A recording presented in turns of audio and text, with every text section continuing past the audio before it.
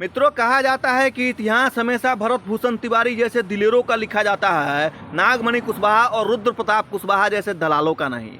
सुनने में आ रहा है कि इसका इलाज कर दिया गया है और इसको जेल की काल कोठरी में ठूस दिया गया है। इसका नाम रुद्र प्रताप कुशवाहा है। आपको पता होगा कि जब से भरत भूषण तिवारी की सत्ता के संरक्षण में सरकारी हत्या किया गया, उसके बाद से लगातार ये ब्राह्मणों के खिलाफ जहर उगल रहा था। इसका सोच था कि भरत भूषण तिवारी के पूरे खानदान का इनकाउंटर किया जाए। ये रुद्र प्रताप कुशवाहा नाम का जातिवादी कीड़ा ये कह रहा था कि बिहार में कम से कम 1000 ब्राह्मणों का इनकाउंटर किया जाए। मैं जातिवाद के ऊपर कभी बात नहीं करता हूं, लेकिन इन जैसे जातिवादी कीड़ों को मसलने के लिए हम जैसे लोगों को बोलना पड़ता है। जरा सोचिए मेरे भाई, इसके मन में ब्राह्मणों के खिलाफ में कितना नफरत भरा हुआ है। इसकी मनसा है कि पूरे बिहार में कम से कम 1000 ब्राह्मणों का एनकाउंटर होना चाहिए। इसके नफरत को देख करके लगता है कि भैया ब्राह्मणों ने इसका बड़ी शोषण किया होगा। वैसे ही एक और भाजपा का नेता है जो पहले 10-20 को दल को छोड़ करके अभी भाजपा में आया है, उसका नाम है नागमणि कुशवाहा। वो नागमणि कुशवाहा को भी आपने सुना होगा। भरत भूषण तिवारी जैसे वीर योद्धा को जो दलित शोषित और वंचितों का आवाज उठाता था, उसके लिए लड़ता था, उस दलित शोषित वंचितों के आवाज बनने के लिए अपने आप को बलिदान कर दिया।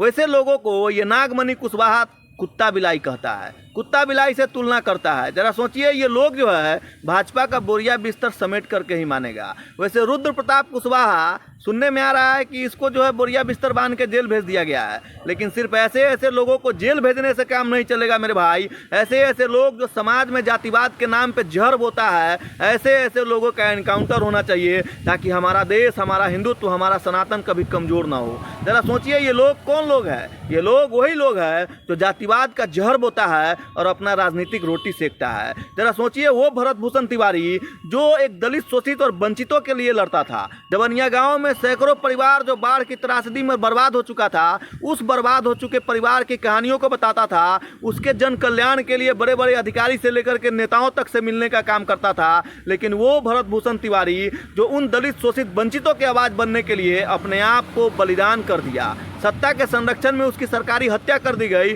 वो अपने लिए नहीं लड़ता था, अपने गांव के दलित शोषित और वंचित की आवाज बनने का काम करता था। आज जो है जीतन राम मांझी कहता है कि बेल्डन बिहार पुलिस। उसी जीतन राम मांझी को मैं कहना चाहता हूं कि जीतन राम मांझी जी वो भरत भूषण तिवारी नाम का वीर योद्धा आप ही के समाज के लिए लड़ रहा था, दलित शोषित वंचितों के लिए लड़ रहा था। जवनिया गांव में जो सैकड़ों परिवार बाढ़ की त्रासदी में बर्बाद हो चुका था, उसी परिवार को स्थापित करने के लिए वो दिन रात एड़ी चोटी का जोर लगा चुका था, सिस्टम से लड़ रहा था।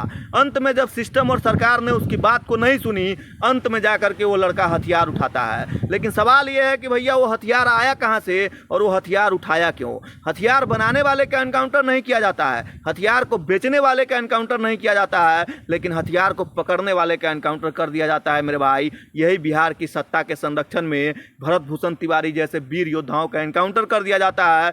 पूरे उत्तर प्रदेश से लेकर के बिहार तक पूरे भारत में दलित शोषित वंचितों के नाम पे राजनीति करने वालों की कमी नहीं है, लेकिन एक अकेला ब्राह्मण खड़ा था जो पूरे दलित समाज के लिए लड़ा था। इतिहास हमेशा दिलेरों का लिखा जाता है, इस जैसे दलालों का नहीं लिखा जाता, जो समाज में रह करके जातिवादी नफरत फैलाता है और 1000 ब्राह्मणों को मारने की, 1000 ब्राह्मणों की हत्या करने की मनसा रखता है। ये कह रहा था, ये रुद्र प्रताप कुशवाहा नाम का जातिवादी कीड़ा कह रहा था कि पूरे बिहार में 1000 ब्राह्मणों का एनकाउंटर होना चाहिए। इसकी मनसा थी कि भरत भूषण तिवारी के पूरे खानदान का एनकाउंटर होना चाहिए। जरा सोचिए मेरे भाई, ऐसे ऐसे जातिवादी कीड़ों के मन में कितना नफरत भरा हुआ है, कितना जहर भरा हुआ है ब्राह्मण समाज के लिए। इसको देख करके तो लगता है कि सचमुच इसका शोषण हुआ है। इसके आसपास के ब्राह्मणों ने इसका जरूर शोषण किया होगा, और ये इसका अगर डीएनए चेक कराया जाएगा तो पक्का ब्राह्मण का ही निकलेगा। तभी तो ब्राह्मणों से ये इतना नफरत करता है। और इसको मैं बता दूं कि ब्राह्मण तो वो प्राणी है